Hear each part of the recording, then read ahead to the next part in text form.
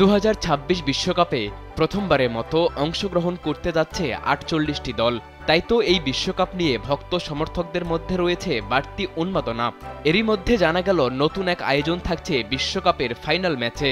FIFA সভাপতি Gianni Infantino জানিয়েছেন, 2026 football বিশ্বকাপ ফাইনালে প্রথমবারের মতো হাফ টাইম শো আয়োজন থাকবে।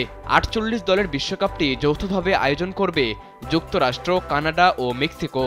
এর আগের আসরগুলোতে ৬৪টি ম্যাচ হলেও দল সংখ্যা বাড়ায় আগামী 2026 বিশ্বকাপে মোট ম্যাচ হবে ১০৪টি। ৩ দেশের যৌথ আয়োজনের এই বিশ্বকাপের ফাইনাল অনুষ্ঠিত হবে যুক্তরাষ্ট্রের নিউ জার্সির মেটলাইফ স্টেডিয়ামে। স্যান্ডেলিনা সো, রূপচর্চায় আভিজাত্য।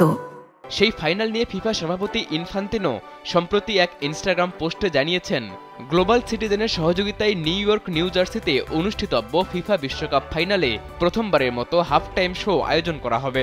জানা গেছে, ফিফা আন্তর্জাতিক শিক্ষা ও অ্যাডভোকেসি সংস্থা গ্লোবাল সিটিজেন এবং ব্রিটিশ ব্যান্ড কোল্ডপ্লে যৌথভাবে এই হাফ টাইম শো আয়োজন করবে। এর আগে কোনো ফাইনালে এমন আয়োজন না থাকায় এই আয়োজন সফল হলে ফিফা বিশ্বকাপের সফলতায় ধরা দেবে নতুন এক পালক।